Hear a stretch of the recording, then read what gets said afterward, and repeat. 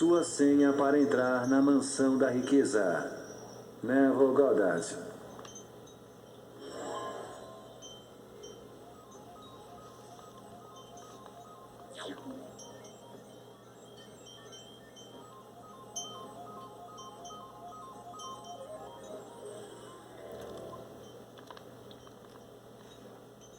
Vamos trabalhar com 3 diretrizes aqui. A primeira é a de que nossa consciência determina as condições e circunstâncias de nossa vida. A segunda é a de que podemos escolher esse estado de consciência.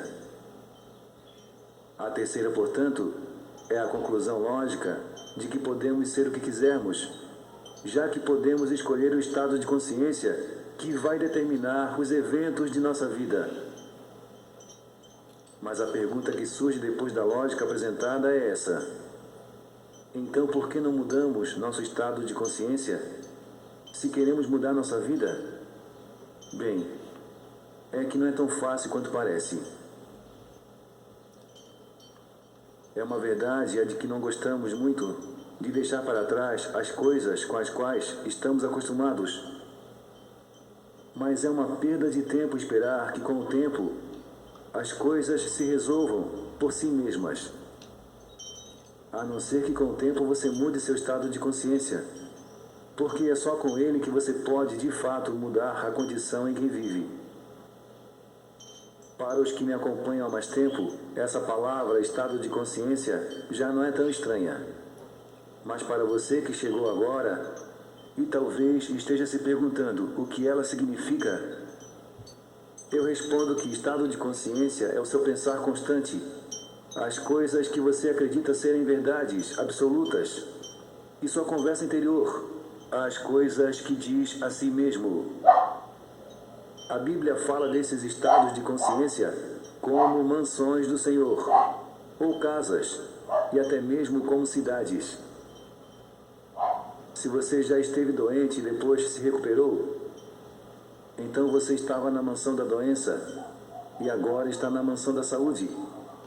Saiu de uma mansão para outra, de um estado para outro. Então tudo o que você tem que fazer agora, nesse momento, é descobrir em que estado está morando, em que cidade, em que mansão. E prestar atenção ao tipo de conversa que você costuma ter consigo mesmo nessa mansão. Entenda, em cada mansão, você terá um tipo diferente de diálogo interior. E se você quer ir para alguma outra mansão, deve mudar esse seu diálogo interior. Na mansão da riqueza, todos falam a si mesmos de maneira diferente. E se você insistir em falar consigo mesmo, com foco na pobreza, então será expulso da mansão da riqueza, ou nunca lhe será permitido entrar nela. É como num mapa. Para descobrir o lugar para onde quer ir, você primeiro precisa saber onde está. E então você se dá conta de que está onde está, devido ao jeito que pensa e das coisas que diz a si mesmo.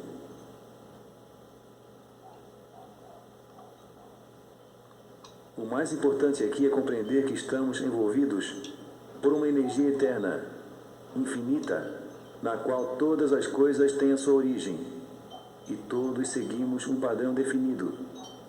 Essa energia não se desprende de nós e cristaliza na matéria ao acaso ou por vontade própria. Ela segue um padrão, e embora seja difícil para alguns aceitar essa ideia, essa energia se cristaliza na matéria, seguindo a orientação da consciência de cada um de nós. É por isso que se adverte em Romanos 12:2 que devemos ser transformados pela renovação de nossa mente. Mudamos a maneira de pensar, e então mudamos de mansão, de casa, de condição ou ambiente. E como se começa essa transformação?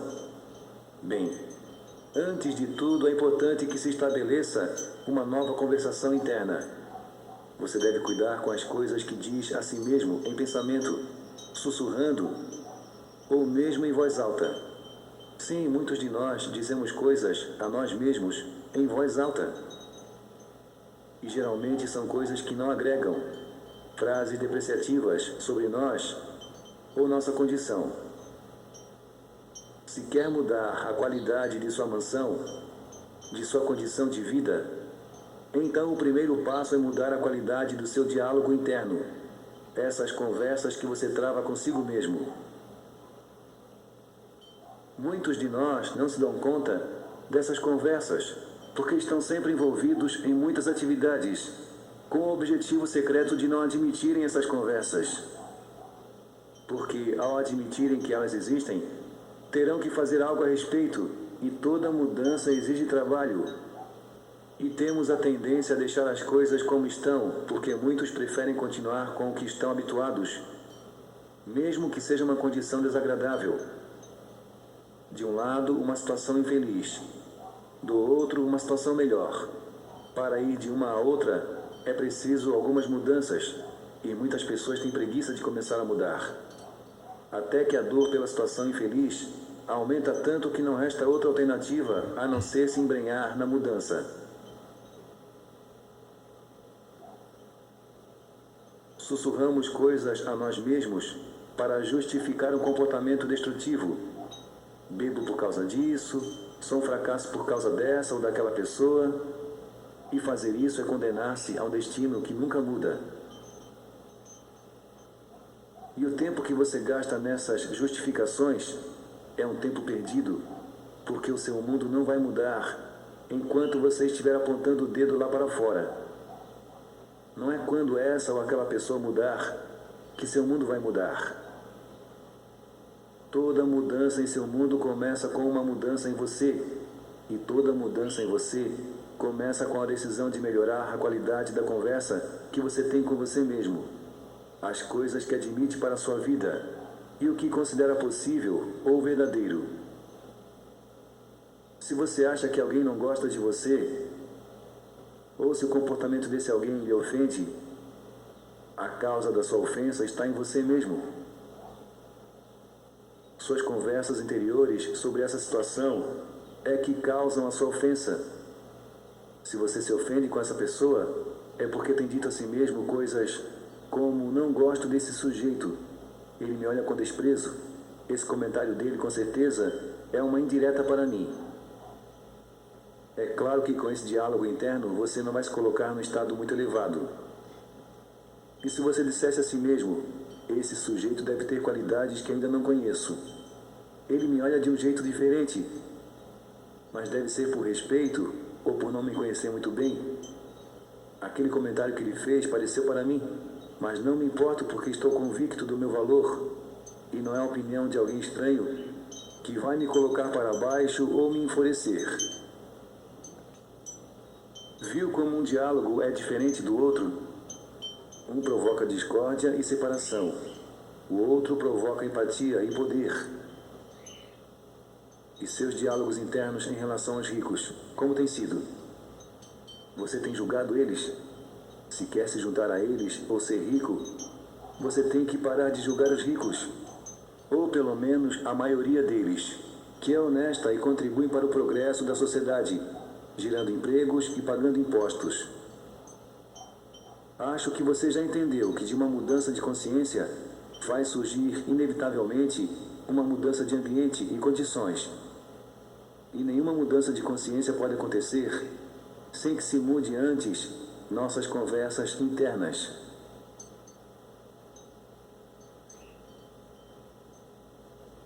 Se seu mundo externo mudou, é porque houve uma mudança interna.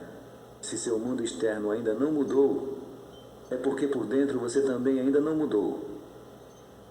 De novo, se seu mundo externo mudou, é porque houve uma mudança interna. Se seu mundo externo ainda não mudou, é porque por dentro você também ainda não mudou. Você quer morar na mansão da riqueza? A senha é ter as mesmas conversas que as pessoas que moram lá. Falar dos mesmos assuntos, agir da mesma maneira que elas. O mesmo princípio para a mansão da saúde. Não fale de doença nem se deleite em manchetes que noticiam as mais novas doenças da moda. Fale de saúde se quer saúde. Fale de sucesso se quer sucesso. E sua conversa interior também pode ter a voz de outra pessoa. Você pode imaginar aquele seu amigo lhe dizendo: poxa, estou tão feliz em ver você vivendo a vida que sempre quis. E imagine a condição, e que você já vive nessa condição, e que seu amigo está ali com você, desfrutando disso também. E tudo se resume na frase que ele disse. Faça dessa frase sua oração. Se é difícil para você escutar a si mesmo dizendo coisas positivas a seu respeito, experimente com a voz de outras pessoas.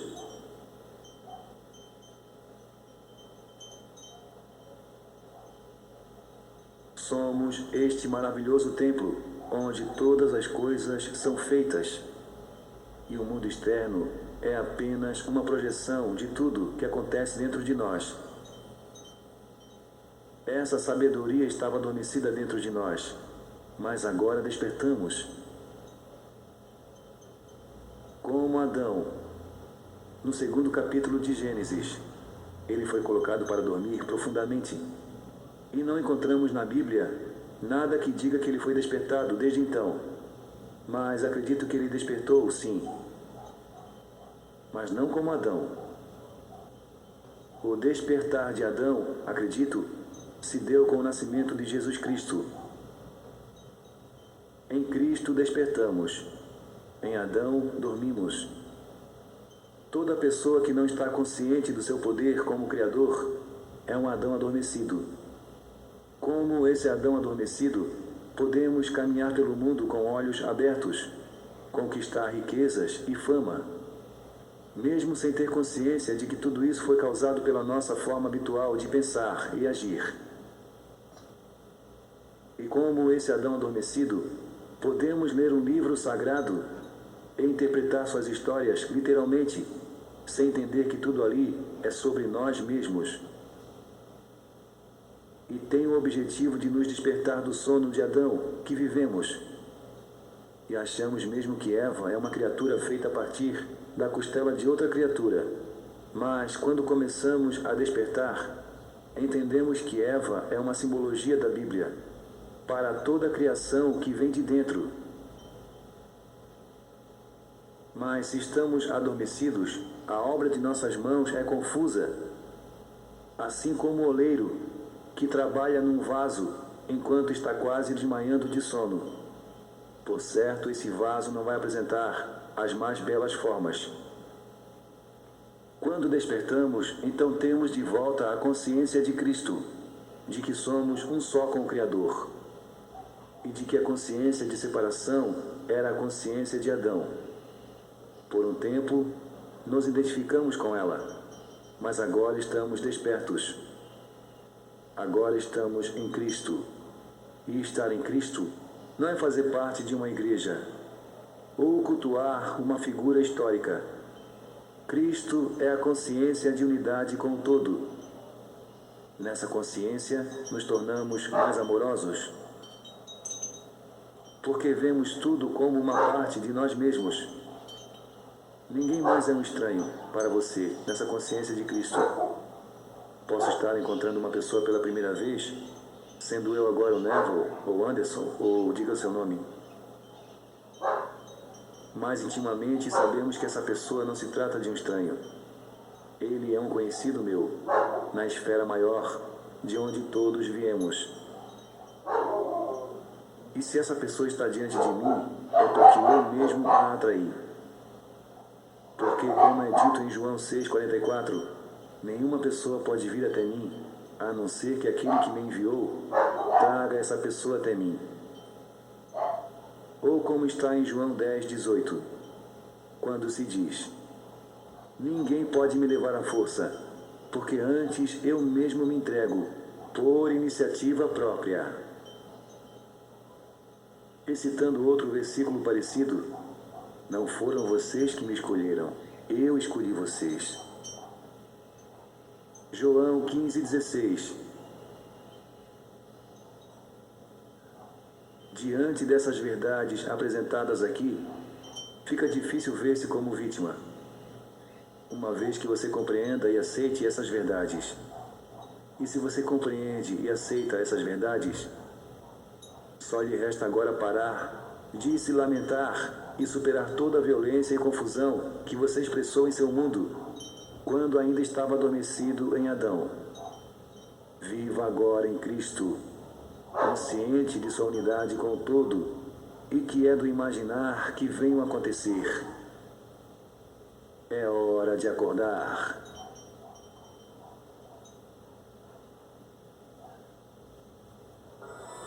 Locução Anderson Montrianjo.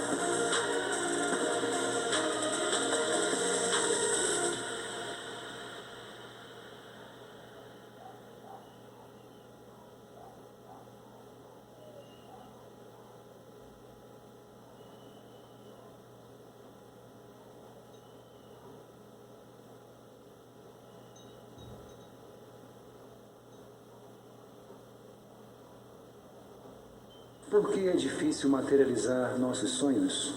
Neville Goddard. Cuidado com seus conceitos. É dito que nossa consciência é a única realidade. O que temos na consciência é o que experimentamos no plano físico. Mas como afetamos nossa consciência no momento que queremos manifestar alguma coisa? De que maneira a estamos usando? Por que nos custa materializar o que desejamos? Ou por que demora tanto? Em algumas ocasiões, isso acontece porque não temos formados alguns conceitos que são importantes quanto ao assunto de manifestar algo. É por isso que quero compartilhar alguns conceitos que, sendo bem entendidos e bem aplicados, podem ajudar você a ter maravilhosas manifestações. É minha intenção ajudar você a livrar-se do que lhe causa tantos obstáculos, o falso e o verdadeiro significado do desejo. Nos ensinaram durante muitos anos, pela sociedade, escola, amigos, pais, família, que desejar significa querer ter, ser ou fazer algo que não somos ou não temos. Desejar se projetou em nossa consciência como um sinônimo de aspirar a ser, fazer ou ter algo que está longe de nós, algo que não possuímos. Interpretamos desejar como uma ação e efeito de ambicionar ou aspirar algo. Como nossa consciência é a única realidade, ao estar erroneamente consciente de que desejar significa querer algo que você não tem, então concluímos que ao desejar algo, esse algo simplesmente não existe. É muito importante que você mude esse falso conceito que se tem e que o substitua pelo verdadeiro significado sobre desejar. E o que significa desejar? Seu celular, quando toca, está avisando que você tem uma mensagem ou uma chamada. E o ponto é esse. Você já tem uma mensagem ou uma chamada. Não quer dizer que daqui a 5 minutos alguém vai ligar para você ou lhe escrever. Você não tem que esperar por isso, porque isso já existe. O mesmo acontece com seu Facebook. Um símbolo vermelho com um número significa que você já tem uma mensagem ou mais mensagens ou notificações. Da mesma forma que o exemplo do celular não significa que algo ainda vai chegar para você, mas que já chegou. A mesma coisa acontece com o desejo. O desejo é uma notificação de que você já tem algo em sua vida. Deus em você lhe mandou uma notificação em forma de desejo para fazer você saber que você já possui algo. Se seu celular ou Facebook nunca lhe avisasse das mensagens ou chamadas, você nunca saberia delas. Mas graças ao celular ou Facebook, você pode saber exatamente quando recebe essas mensagens ou chamadas. E com a gente acontece a mesma coisa. Somos como um celular. O desejo é uma notificação de que algo acabou de chegar em nossa vida, de que já possuímos algo. É a voz de Deus dizendo: te dou isso e te mando um alerta em forma de desejo. Sei que é um exemplo um pouco difícil de aceitar, mas temos que entender que se não temos um bom conceito do que significa o desejo, então vamos nos privar de muitas coisas, até que consigamos convencer nossa consciência de que já somos, temos ou fazemos aquilo que desejamos. E uma forma de atalho para fazer com que as coisas se materializem mais rapidamente é dar à consciência um novo significado sobre desejar ou sobre o desejo. Assim, quando você disser algo, esse algo se manifestará, pois em sua consciência você já entende que desejar é uma notificação de que você já possui esse algo. Que esse algo sempre esteve aí, mas você não estava consciente desse algo até que Deus o notificou mediante seu desejo por esse algo. Concluindo, desejar significa notificação de que possuímos algo que não sabíamos que tínhamos, mas que sempre esteve ali. E como receber o que já temos? Já falamos sobre o verdadeiro e correto conceito que devemos ter a respeito do desejo. Uma coisa é saber que você já tem o que deseja, e outra coisa é recebê-la. Se o celular toca, você sabe que tem uma chamada. Não precisa esperar por ela, porque ela já está ali. Mas se você não fizer nada para responder essa chamada, você vai perdê-la. Como fazer então para receber o que já temos? A resposta: imaginando a si mesmo com esse algo que você já tem em desejo. Acontece assim: quando você deseja algo, esse algo já está aí, só que está momentaneamente invisível, e nossos olhos físicos não podem vê-lo, mas podemos vê-lo nos olhos da nossa imaginação. Então, quando você deseja algo, você deve saber que esse algo já está com você. E você pode começar a vê-lo com sua imaginação. E logo esse algo ganhará cor e solidez e você poderá vê-lo com seus olhos físicos. É como o ar. Você não o vê, mas sabe que ele está aí. E se fechar os olhos, você pode ver o ar em sua imaginação da cor que você preferir. Se você conseguir entender que seus desejos são réplicas de coisas que você já tem, será muito mais fácil para você atrair o que deseja, porque você já terá mudado sua consciência e será muito mais fácil imaginar seu desejo. Você sabe por quê? Porque antes, quando você visualizava, você fazia isso com o pensamento de: vou visualizar para ter algo que não tenho e que algum dia chegará. E agora já está entendido para você que aquilo que você deseja já existe, você já o tem. Quando visualizar de agora em diante, faça com a ideia de que vou desfrutar disso que já tenho, vou desfrutar em minha imaginação. Você já não pensa em atrair isso, porque você já sabe que isso já está aí. Na realidade, o que você pensa é no que você vai vê-lo, senti-lo e desfrutá-lo, nesse exato momento em seu mundo imaginário. Apenas relembre que tudo que você desfruta em sua imaginação se faz visível no mundo físico. Vou explicar. Existem dois mundos, pode-se dizer assim. Um é o mundo visível e o outro é o invisível. Com nossos olhos e sentidos físicos, percebemos o mundo visível. E com nossa imaginação podemos perceber o mundo invisível. Ambos esses mundos são 100% reais. Ou seja, o que você vê no mundo real é tão real quanto o que você vê no mundo invisível. Só que você sente o mundo visível com seus 5 sentidos físicos. E o mundo invisível você o vê com sua imaginação e seus 5 sentidos imaginários. Você tem que entender isso. Os dois mundos são 100% reais. Nenhum deles é falso. Ambos são verdadeiros. Mas o mundo visível é governado pelo mundo invisível. Quando você identifica algo no mundo invisível, esse algo começa a ganhar corpo e cor no mundo visível. Para que algo apareça em sua vida física, primeiro você deve imaginar esse algo. Por imaginação, o mundo invisível domina o mundo físico, o mundo visível.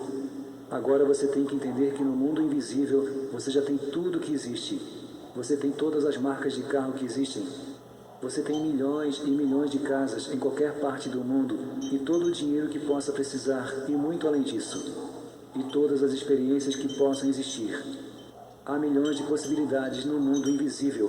Felicidade, amor, pobreza, riqueza. Digamos que o mundo invisível é como sua adega pessoal. Ali você já tem tudo guardado e à sua disposição. Crendo nisso ou não, você já tem tudo e nada lhe falta, nem mesmo uma agulha. Agora, se você quer que algo se materialize em seu mundo físico, primeiro você deve ir à sua adega. E isso você faz com sua imaginação. Uma vez que você está no mundo invisível, veja e pegue da sua adega aquilo que você quer que se materialize em seu mundo físico. E a partir daí, ou seja, a partir da sua própria imaginação, comece a desfrutar disso que você se apropriou. E relembre que o mundo imaginário é 100% real. E isso do qual você se apropriou de verdade. Não é ficção, é real. E quanto mais você desfrutar disso ou se ocupar disso, mais rápido isso ganhará corpo e cor em seu mundo visível. Então, quando isso acontecer, poderá desfrutar disso também em seu mundo físico, tal como o fez antes em sua imaginação. Vamos concluir assim. Sua imaginação é o modo pelo qual você acessa o mundo invisível. E no mundo invisível, você tem uma adega que já é real e ali você tem tudo que possa imaginar. Uma vez estando em sua imaginação, pegue algo de sua adega e comece a desfrutá-lo. No tempo certo, esse algo tomará corpo e cor no mundo visível. Relembre que esse algo sempre esteve aí, só que você não podia ver nem sentir, porque não tinha nem cor nem forma. Mas com sua imaginação, você começou a dar-lhe solidez até que finalmente você pôde vê-lo com seus olhos físicos. Por exemplo, se você quer uma mesa nova em sua sala, essa mesa sempre esteve aí. Só que quando você passa por ela, você não a sente nem a vê, tampouco esbarra nela, porque essa mesa, mesmo que esteja aí, continua sendo invisível para você. Não tem cor nem solidez. Mas quando você começa a imaginar a cada noite ou a cada dia o modelo de mesa que você quer, essa mesa que sempre esteve em sua sala, que antes era invisível, começa a ganhar corpo, volume, solidez e você poderá então vê-la com seus olhos físicos. Não há outra forma, o jeito é esse, mas você deve entender que com sua imaginação você não cria nada. Na verdade, o que você faz é dar cor, forma e solidez ao que você imagina. Você deve se livrar também do conceito falso que lhe foi passado. Você não cria nada, pois como você pode criar algo que já existe? O que você deve fazer é imaginar e dar cor e solidez a esse algo invisível que já existe para que você possa sentir fisicamente em seu mundo visível, aonde aparentemente não existe. O significado de ser Deus. É muito atrevimento dizer isso, mas é a verdade. Muitos escritores que falam sobre o novo pensamento e sobre a nova verdadeira essência afirmam que somos um com Deus e que nós somos Deus.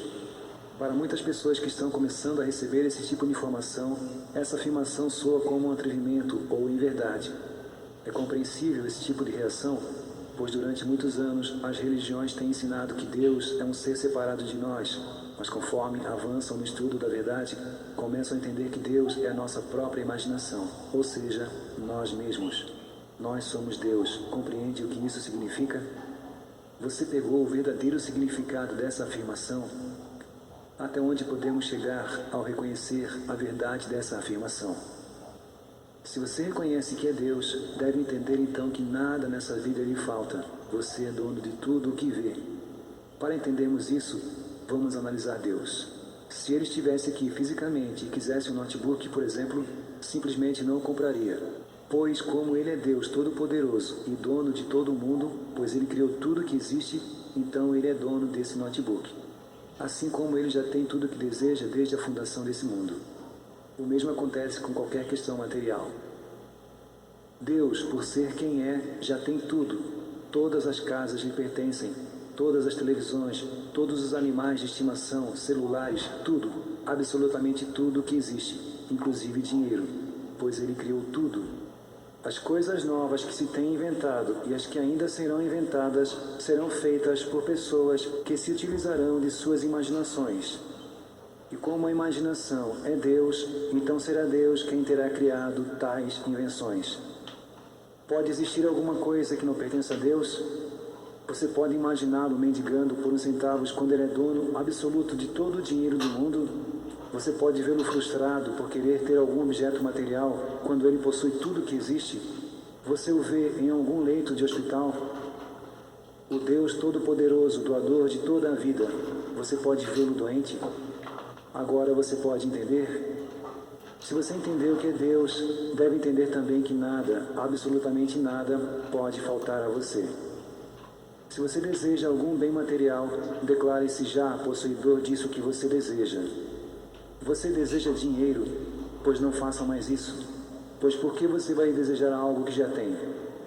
Se na verdade você deseja dinheiro, você deve entender que já o tem. Imagine-se com ele. Você quer curar alguma enfermidade sua ou de alguma outra pessoa? Simplesmente declara que você ou a outra pessoa, sendo Deus, não está doente. Pois Deus jamais fica doente. E imagine que você ou a pessoa que você quer ver com saúde está totalmente curada. Pois essa é a sua realidade como um ser divino. Desejo de todo o coração que você compreenda que na realidade você não necessita de nada e que você já possui tudo. Inclusive, você nem deve se preocupar com esse conflito que você tem com alguém, pois esse alguém é Deus e Deus é bom e Ele jamais está em conflito com nada. Não há mais nada que você tenha que pensar, apenas que já possui tudo. E comece a imaginar-se assim, completo ou com aquilo que você deseja, para que isso logo se materialize. Portanto, não espere mais. Se você já entendeu que é Deus, comece